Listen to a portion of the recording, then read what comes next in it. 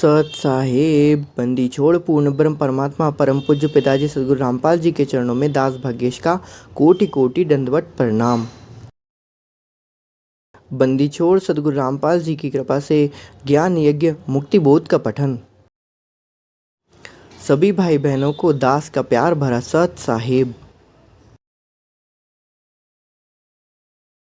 बंदी छोड़ सदगुरु रामपाल जी भगवान की जय। बंदी छोड़ सदगुरु रामपाल जी के चरणों में दास भाग्येश का कोटि कोटि दंडवत प्रणाम। बंदी छोड़ सदगुरु रामपाल जी भगवान की जय। बंदी छोड़ सदगुरु रामपाल जी भगवान के चरणों में दास भाग्येश का कोटि कोटि दंडवत प्रणाम। सब बंदी छोड़ पूर्ण ब्रह्म परमात्मा परम पूज्य पिताजी सत सुकृत सदगुरु रामपाल जी भगवान के चरणों में दास का कोटि कोटि दंडवत प्रणाम। गरीब नमो नमो सतपुरुष को नमस्कार गुरु की नहीं सुनर मुनि जन साधवा तो सर्वसदी नहीं। सतगुरु साहेब संत सब दंडोतम प्रणाम। आगे पीछे मध्य हुए तिनको जा कुर्बान। निराकार निर्वेशम काल जाल भय भंजनम निर्लेपम निज निर्गुणम अकलनुपवेशुन्नयनम सोहम श्रुति समापतम सकल समानानि रतिलय उजल हिरंबर दम्भम बेपरवाह था है वार पार नहीं मध्य तम गरे जो सुमरे सिद्धि होई। गणनायक गलताना करो अनुग्रह सोई पारस पद परवाना। आदि गणेश मनाऊं गणनायक देवन देवा चरण कमल ल्योलाऊं आदि अंत करूं सेवा। परम शक्ति संगीतम रिधि श्रीनाथा सोई अवगत गुण अतीतम सत्य पुरुष निर्मोही। जगदम्बा जगदीशम मंगल रूप मुरारी तत्मन्ना शीशम भक्ति मुक्ति भंडारी। सुंदर मुनि गंध्यावे ब्रह्मा विष्णु महेशा शेष सहस मुख गावे पूजे आदि गणेशा। इंद्र कुबेर सरीखा वरुण धर्म ध्यावे सुमरत जीवन जी का मन इच्छा पल पावे। 33 कोटि अंधारा ध्यावे सहस 88 उतरे भव चल पारा कटे यम की फांसी। 33 कोटि अंधारा ध्यावे सहस 88 उतरे भव जल पारा कटे यम की फांसी। जय जय जय करुणामयी जय जय जय जगदीश जय जय जय तू जगत गुरु पूर्ण विश्व बीस। साहिब तेरी साहिबी कैसे जानी जाए त्रिश्रेणी से जीनी है नैनो रास समाए। अंत कोटि ब्रह्मांड का रचनहार जगदीश ऐसा सूक्ष्म रूप धर आर में राजा शीस। नौला जल से थल करे थल से जल कर देत साहिब तेरी स्याही भी श्याम कहूँ श्वेत। साधो की संगत करे बड़ भागी बड़ देव आपन तो संसार नहीं और उतारे खेव। बंदी छोड़ सदगुरु रामपाल जी भगवान की जय। बंदी छोड़ सदगुरु रामपाल जी के चरणों में दास का कोटि कोटि दंडवत प्रणाम। बंदी छोड़ सदगुरु रामपाल जी के चरणों में सभी भाई बहनों का कोटि कोटि दंडवत प्रणाम। सभी भाई बहनों को दास का प्यार भरा सत साहिब। हम लोग ज्ञान यज्ञ कर रहे हैं मुक्ति बोध सुमरन के अंक का सलाद हमारा हो चुका था। अब विरह चेतावनी का अंग सदगुरु ने किस प्रकार से उसका सरलाद करके लिखा है परम पूज्य पिताजी ने किस प्रकार से उसका सरलाद करके लिखा है हम देखते हैं। मुक्ति बोध पेज नंबर 108 हो चुका था हमारा 108 चल रहा था। वाणी नंबर 15 तक हमने देख लिया था कि किस प्रकार से परमात्मा त्रिकुटी कमल में अन्य वेश में वहाँ पर रहते हैं अर्थात परमात्मा सदगुरु रामपाल जी के ही रूप में वहाँ पर क्या करते हैं रहते हैं। और वहाँ से फिर परमात्मा सभी भक्त भाई बहनों को जो भी भगत होता है जो परमात्मा की परीक्षाओं में पास हो जाता है परमात्मा फिर उसको सतलोक प्रस्थान करवा देते हैं। बंदी छोड़ सदगुरु रामपाल जी भगवान की जय। बंदी छोड़ आगे क्या लिखते हैं वाणी नंबर 16 में परमात्मा ने परमात्मा ने वाणी नंबर 15 में भी परमात्मा ने इस प्रकार से बताया हुआ है कि वहाँ पर काल भी दूसरे प्रकार का रूप बना के धरता है। तो जो भगत भाई बहन इस प्रकार परीक्षा में पास हो जाते हैं वहाँ पर सारनाम और सत्ताम को श्वास से जप किया जाता है और इस प्रकार से भी काल का रूप होता है। तो काल वहाँ से क्या हो जाता है वो भाग जाता है और उसके पश्चात फिर वहाँ पर परमात्मा का स्वरूप सामने आता है और परमात्मा फिर वहाँ पर सब जगह परमात्मा दिखाई देते हैं। आगे परमात्मा क्या लिखते हैं वाणी नंबर 16 पेज नंबर 108 विरह चेतावनी का अंग मुक्ति बोध। परमात्मा आगे लिखते हैं कि यह महिमा कासे कहूँ नैनो माही नूर पल पल में दीदार है सो तिसने भरपूर। सदगुरुदेव अपने परम पूज्य पिताजी सदगुरु रामपाल जी भगवान सरलाद करते हुए लिखते हुए हैं अपने कर कमलों से लिखते हैं कि भक्ति की साधना से भक्ति की कमाई की रेखाएं आंखों के सामने आ जाती है। वाणी नंबर 20 तक हो गया था, क्षमा कीजिएगा, परमात्मा की कृपा से मैंने दोबारा से रिपीट कर दिया। खैर, तो परमात्मा ने वाणी नंबर 20 में परमात्मा लिखते हैं कि 9 तत्व के तो 5 हैं, 5 तत्व के 8, 8 तत्व का 1 है, गुरु लिखाई बात। इस प्रकार से परमात्मा ने 5, 8 और 1 कुल मिला के 14 रेखाएं में बनाई हुई परमात्मा ने, कि जो अनूरी रेखाएं होती है वे संख्या में 14 होती हैं। जैसे जैसे आपका सूक्ष्म शरीर होते चल जाता है, वैसे वैसे ही अनूरी रेखाएं आपको क्लियर कट तरीके से आपको दिखने लग जाती हैं, सीधी दिखाई देने लग जाती हैं। जिसमें पहले जो 5 नूरी रेखा दिखाई देती हैं वो तो 9 सिद्धियां होने का प्रतीक है, वह सत्पुरुष की, परमेश्वर की 9 सिद्धियों का प्रतीक है। फिर उसके पश्चात जो 8 रेखाएं दिखाई देती हैं वो 5 अलग अलग सिद्धियों की बनाकर प्रतीक होती हैं। और इस प्रकार जो एक लास्ट में जो रेखाएं दिखाई देती हैं वो सदगुरु की 8 सिद्धियों का प्रतीक होता है। इस प्रकार यह टोटल मिला के 22 सिद्धियाँ हो जाती हैं। यह बाट यानी मार्ग सदगुरु जी ने वहाँ पर दिखाया है। वाणी नंबर 21 में परमात्मा लिखते हैं, 4 पदार्थ एक अगर सूरत नेत मन पवन, असल फकीरी जोग्य है गगन मंडल को कौन। परमात्मा आगे लिखते हैं, सदगुरु रामपाल जी आगे लिखते हैं कि स्मरण नाम जप करते समय अपने मन को सुरति नेत को पवन या श्वास पर टिका कर रखें। परमात्मा ने हर बार यही बात बताई हुई है। हर प्रकार के जितने भी परमात्मा ने सतलाद किया हुआ है, परमात्मा ने जितने भी सत्संग किए हुए हैं, सभी सत्संगों का सार यही है कि सुरत ठिकाने रख। परमात्मा कहते हैं कि किसी प्रकार से आप जो भी मंत्र जप रहे हो, जो भी आप कर रहे हो, आप जो भी शब्द पढ़ रहे हो, चाहे आप नित्य नियम का ही पाठ क्यों ना कर रहे हो, यदि आप अपनी सुरती ठिकाने रख के उसका पाठ करते हैं, मतलब मन पवन सूरत नयन मन पवन से उसको क्या करते हैं, आप जप करते हैं। आप जो पढ़ रहे हैं, आप जो भी ज्ञान यज्ञ कर रहे हैं, उनमें आपकी वाणी आपको क्या बोल रही है, इस पर यदि आप ध्यान रखते हैं तो यही एक प्रकार से परमात्मा चाह रहे हैं कि भाई जो भी आप नाम जप करते हो, करते समय अपने मन को सूरत नृत्य को पवन या श्वास पर टिका कर रखें। वास्तव में फकीरी सन्यासी होना तथा योग यानी भक्ति करना यह होता है कि वास्तव में परमात्मा से योग करना या फिर योग युगत होने का मतलब यही है कि अपने श्वास और श्वास में जो भी आप मंत्रों को जप कर रहे हैं, जो भी नाम का आप सिमरन कर रहे हैं, उसका आप क्या करिए, ध्यान उस पर लगा के रखिए, उसकी सुरती ठिकाने राख। वन में जाने की अपेक्षा गगन मंडल अर्थात आकाश खंड में ध्यान रखो, सतलोक जाने की आशा रखो। शास्त्र साधना करने से कोई लाभ नहीं होता है। अब यहाँ पर परमात्मा ने बहुत अच्छी बात है, यहाँ पर परमात्मा ने हर बार बताते हैं और इस बार भी परमात्मा यहाँ पर बता रहे हैं, अपने कर कमलों से लिख रहे हैं परम पूज्य पिताजी कि आकाश खंड में ध्यान रखो, सतलोक जाने की आशा रखो। परमात्मा ने हर बार ये बताया कि हम जो भी कर्म करें, हमेशा हमारा ध्यान एक अलल पक्ष की ध्यान की तरह अपनी सुरती जो होती है वो सतलोक में लगी रहनी चाहिए। तो परमात्मा वही कह रहे हैं कि वन में जाने की अपेक्षा घर में रहने ज़्यादा अच्छा है। और इसी प्रकार से आकाश खंड में ध्यान रखो तो सतलोक जाने की आशा रखो। वाणी नंबर 22 परमात्मा लिखते हैं, पंछी घाले आलना तरवर छाया देख गर्भ जूली के काटने मन में क्या हुए। इसका परमात्मा ने एक बार पहले भी और अर्थ बता चुके हैं। इसका एक्चुअल में तत्व ज्ञान का इसका अर्थ जो है, इसका भावार्थ परमात्मा ने बताया, फिर तत्व ज्ञान पर चर्चा करेंगे। जैसे पक्षी ने गर्भ धारण किया तो विवेक किया, वृक्ष की अच्छी शाखाओं को देखकर अपना घोंसला बनाया। आलाना मतलब घोंसला, घालना मतलब बनाया और डाल दिया। कहने का भाव ये है कि जैसे ही हमने भक्ति का मार्ग ध्यान दिया, जैसे भी हमने कहना चाहिए जो भी भक्त है उसने प्रथम नाम लिया या जो भी उसके पास नाम जब प्राप्त है, जब उसने सदगुरु को ये मान लिया कि नहीं मुझे अब सतलोक जाना है, भक्ति का बीज उसके मन में हो गया, अर्थात कि भक्ति का गर्भ उसने क्या कर लिया, उस व्यक्ति ने, उस पंछी ने, पंछी मतलब बन फिरने वाले पक्षी जो कहते हैं परमात्मा ने, पक्षी का इसलिए है क्योंकि आत्मा जो होती है वो पक्षी के समान होती है। परमात्मा ने बताया हुआ है कहीं कहीं सत्संगों में, नहीं बताया सत्संगों में तो कोई ध्यान नहीं, कृपया करके आप देख लीजिएगा कि पक्षी का अर्थ ये होता है एक्चुअल में कि ये जो आत्मा है वो इस यहाँ पर कभी यहाँ है, कभी वहाँ है, कभी वहाँ है, कभी कहीं और है।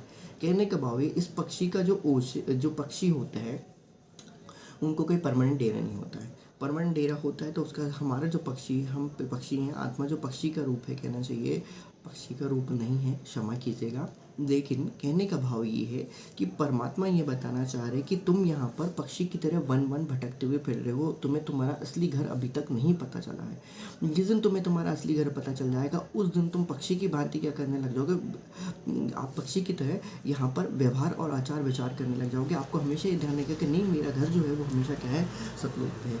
तो जब पक्षी ने गर्भ धारण किया, जब इन आत्मा ने परमात्मा से या सद्गुरुदेव से नाम ध्यान दिया, उनकी भक्ति को धारण किया मन में, तो उसने विचार किया, उसने विवेक किया, विचार किया, उसने विवेक किया। अब विवेक क्या किया कि वृक्ष को,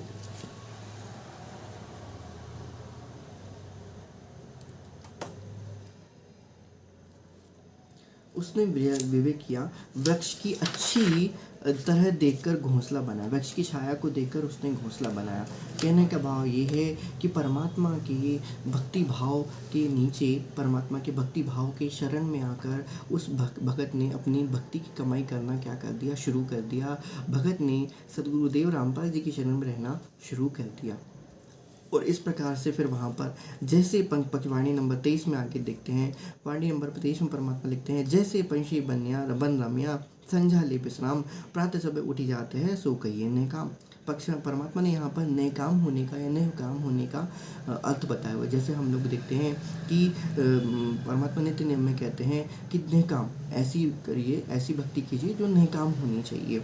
तो परमात्मा ने आगे लिखा है कि जैसे पक्षी सारा दिन वन में घूमता रहता है, सूरज होने के समय, शाम के समय किसी वृक्ष पर बैठकर रात्रि व्यतीत कर लेता है, प्रातःकाल उड़कर चला जाता है, अब वह उससे लगाव नहीं रखता। उसी प्रकार परमात्मा कह के इस प्रकार तत्वज्ञान प्राप्त साधक को संसार समझना चाहिए। अपने आवास को सीमित छोटा बनाए, यह उद्देश्य रखे कि सुबह के समय अर्थात मृत्यु के समय में यह छोड़कर जाना ही है। यह तो अस्थायी ठिकाना है, हमारा स्थायी ठिकाना जो है वो सिर्फ क्या है, सतलोक है। स्थायी ठिकाना सतलोक है। तो वही है कि हमें इस संसार में कोई लगाव नहीं रखना है, क्योंकि वैसे भी जिसको सतलोक जाके सब कुछ मिलने वाला है, अजर अमर चीज़ सब मिलनी है, अक्षय चीज़ जो मिलने वाली है, तो वो यहाँ पर एक गंदे लोक में क्यों वो क्या करेगा, इस प्रकार की कोई भी आशा को यहाँ पर बना के रखेगा, और ये हमारे लिए उचित भी नहीं है।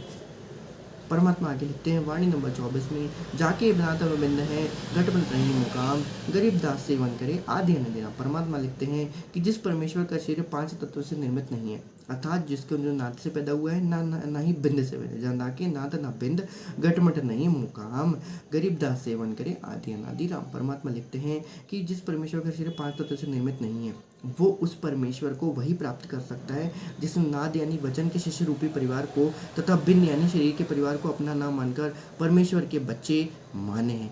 कहने का भाव ये है, यहाँ पर परमात्मा ने बहुत अच्छी बात बताई हुई है। जो नाद और बिंद का जो झगड़ा चलता रहता है, खैर ये तो परमात्मा की ही लीला है एक प्रकार से, क्योंकि परमात्मा को उसमें से भी छलनी करनी पड़ती है। परमात्मा आगे लिखते हैं कि जिसने नाद यानी वचन के शिष्य रूपी परिवार को तथा बिंद यानी शरीर के परिवार को अपना नाम मानकर परमेश्वर के बच्चे अपने आप को जिसने मान लिया। इसलिए हम लोग लिखते हैं परम पूज्य पिताजी श्री गुरु रामपाल जी के चरणों में दास भागेश्वर कोटि कोटि दंडवत प्रणाम। तो कहने का भाव ये है कि जिसने नाद और बिंद दोनों को ही जिसने क्या कर दिया, अपना नाम मानकर परमेश्वर के बच्चे बने। ना तो मैं नाद से रिलेटेड हूँ, ना ही मैं किसी प्रकार के बिंद से रिलेटेड हूँ। भाई मुझे अपनी भक्ति करना है, मुझे मेरी भक्ति को बचा के रखना है। मैं नहीं मान सकता, मैं नहीं कह सकता भाई हैं दोनों ही मेरे भाई बहन हैं, दोनों ही मेरे सच्चे भगत भाई बहन होंगे, बिल्कुल सही नहीं कह सकते। कुछ में किसी की कमी होगी, कुछ में थोड़ी बहुत ज़्यादा होगी, कुछ इस जन्म में पार होने वाले हैं, कुछ अगले जन्म में पार होने वाले हैं। कहने का भाव यह है कि उनमें उतनी प्रकार की आस्था नहीं रखना और ना ही इस दास की किसी प्रकार की कोई आस्था है। कहने का भाव ये है कि किसी प्रकार की आस्था ना रखते, उसमें से जो भी अच्छी चीज़ें की जो भी भाव होते हैं, जो भी अच्छी चीज़ें उन्होंने बताए हुए हैं, जो हमारे बुद्धि के अनुसार हमारे परमेश्वर सद्गुरु रामपाल जी के ज्ञान से मेल खाती हुई हैं, चाहे और उसके साथ साथ जो परमात्मा के ज्ञान के आधार पे बिल्कुल सही खेती को बताती है। क्योंकि बहुत सी ऐसी चीज़ें जो हम नहीं कह सकते क्योंकि हमने देखा नहीं है, परखा नहीं है। तो परमात्मा किसको बचाएगा? अपने आपके बच्चों को ही परमात्मा बचाएगा। दोनों ही परमात्मा के बच्चे हैं, लेकिन फिर भी कहीं ना कहीं कुछ बात आ जाती है तो भाई कोई ना मन मुटाव होता है। तो मन मुटाव होने का पहले कारण ये होता है कि पहले तो आप उनसे प्रीति लगाते हो, प्रीति लगाने के बाद फिर जब वो आपकी बात नहीं मानता है तो आपके बीच में फिर क्या होता है, मन मुटाव होता है। मन मुटाव को त्यागने का सबसे अच्छा तरीका ये है कि भाई उसको सिंपल सादे तरीके से परमात्मा ने इसको बताया कि भाई एक ने कही दूसरे ने मानी, कहे कबीर वो दोनों ने। मानता है तो ठीक है, नहीं मानता है तो भाई उसको उसके कर्मों के भरोसे छोड़ दो, ठीक है। तो परमात्मा वही कहना चाहते हैं कि भाई जिसने नाद यानी वचन के शिष्य रूपी परिवार को तथा बिन यानी शरीर के परिवार को अपना नाम मानकर परमेश्वर के बच्चे बने। भाई ना तो नाद वाले मेरे हैं, ना बिंद वाले मेरे हैं, ना तो साध संगति वालों से मेरा कोई बहुत बड़ा लेन देन है कहना चाहिए, और ना ही किसी प्रकार के मैनेजमेंट वालों से किसी का कोई लेन देन। भाई मैं भला, मेरी भक्ति भली और मेरे परमात्मा देखा नहीं। ना ही साध संगति वाले मुझे लेके चले जाएंगे कि भाई आओ हम साध संगति वाले जा रहे हैं, ऐसा नहीं। परमात्मा इंडिविजुअली हर किसी को ही अलग अलग लोगों में अलग अलग प्रकार से उनकी क्या होगी, अलग अलग समय पे वो यहाँ से जाएंगे, मृत्यु यहाँ से उनके अलग अलग समय पे होगी, जो भी हो सकता है परमात्मा की। अब वो परमात्मा की लीला परमात्मा है, लेकिन सतलोक पे त्रिकुटी की जब होएगी तब सबका समय क्या होगा, वहाँ पर एक सही होगा, और फिर वहाँ पर जैसा भी परमात्मा ने व्यवस्था करी होगी फिर वहाँ से आगे जाएंगे। बाकी अकेले भी इंसान जा सकते हैं, जहाज भर के भी जा सकते हैं, लेकिन ये इंडिविजुअल का मार्ग होता है, ध्यान रखिएगा। ये अकेला चलो रे, एकला चलो रे का मार्ग होता है भाई। तो वही परमात्मा यहाँ यहाँ पर लिखना चाहते हैं कि जिसने नाद यानी वचन के शिष्य रूप परिवार को तथा भिन्न यानी शरीर को परिवार को अपना ना मानकर अपना नहीं मानना है। ये जो कुछ है सब परमात्मा की ही लीला है, परमात्मा का ही है। परमात्मा के बच्चे हैं, उनके बच्चे वही परमात्मा के जैसे बच्चे, उनको जैसे संभालना होगा परमात्मा उनको संभाल लेंगे। तो अपने बच्चे माने उन पर अपने दावा नहीं करता है, उन पर अपना दावा नहीं करता। दावा नहीं करने का कहने का मतलब मैं मैनेजमेंट वाला, मैं सत्संगति वाला, मैं सत्सेवक, मैं ये, मैं फलाना, मैं वो कहने का भाव है। यहाँ पर परमात्मा ने एक अहंकार का रूप बताया हुआ है। अहंकार नहीं होना चाहिए। परमात्मा कब आपको यहाँ से भगा के बाहर कर दे, कब आपको वापस अंदर लेके आ जाए, कब आपके मन में क्या आप काल कौन सा बीज पैदा कर दे, आप नहीं मान सकते। तो ये चीज़ उस पर अपना दावा नहीं करता है। जिसको काल के लोक में अपना कोई ठिकाना दिखाई नहीं देता है। संत गरीबदास जी कहते हैं कि आदि अनादि यानी सर्वप्रथम आदि सनातन सद्गुरु रामपाल जी की सेवा यानी भक्ति करेगा, वही उसको प्राप्ति, उसी को उसकी प्राप्ति होगी। जो जन जाके शरण में ताको ताकि लायक। परमात्मा ने बताया कि जो जिसकी शरण में रहता है, अंतकाल में जिसका सुमरन करते हुए वो शरीर त्याग कर जाता है, वो उसी के लोगों को क्या हो जाता है, प्राप्त हो जाता है। तो सबसे बेटर ये है कि हम सतलोक सतगुरु रामपाल जी भगवान जो सत्पुरुष है, उन्हीं का ही हम क्या करें, ध्यान, उनकी वंदन, उनके पूजन करें और पूरा की पूरा ध्यान मगन उन्हीं में होकर रहें। ठीक है, तो वही लिखे हैं। इस प्रकार से परमात्मा बाब ने गुरु जी को महत्व देते हुए यहाँ पर लिख रहे हैं कि फिर चेतावनी का अवसर संपूर्ण हुआ। लेकिन हम ये जानते हैं कि परम पूज्य पिताजी सद्गुरु रामपाल जी की ही नहीं हमारे ऊपर असीम कृपा करते हुए ये विरह चेतावनी के अंक सरलाद हमारे लिए लिख दिया। बंदीछोड़ सद्गुरु रामपाल जी भगवान की जय। बंदीछोड़ सतपुरुष सद्गुरु साहब रामपाल जी के भगवान के चरणों में दास भागेश का कोटि कोटि दंडवत प्रणाम। अब हम देखेंगे इसके आगे अतः पतिव्रता का अंक और उसका सरलाद पेज नंबर 111 हम बाद में देखेंगे। साध संगति हरि भक्ति बिन कोई न उतरे पार, निर्मल आदि अनादि है गंदा सब संसार। साध साध सब को कहे साध सुमत से जान, कुमत कवावे जीव हैं जैसे जल पाखान। साध संगत की ऐन में बसे हुजूर अमान, जागर निंदा साधक की सोगर डूबे जान। जहाँ जन की महिमा सुनू वहाँ में गवन करंत, तहाँ में गवन करंत, वो तो नगर अमान है जहाँ मेरे प्यारे संत। तजगर के संत सकल के मुकुट हैं साई साध समान, बड़ भागी वे हंस हैं जन संतो नाल पहचान। बंदीछोड़ सद्गुरु रामपाल जी भगवान की जय। बंदीछोड़ सद्गुरु रामपाल जी भगवान की जय। बंदीछोड़ सद्गुरु रामपाल जी भगवान की जय। बंदीछोड़ सद्गुरु रामपाल जी के चरणों में समस्त दास दासियों का, समस्त सत्सेवकों का कोटि कोटि दंडवत प्रणाम। बंदीछोड़ सद्गुरु रामपाल जी भगवान की जय। सभी भाई बहनों को दास का प्यार भरा सत साहिब।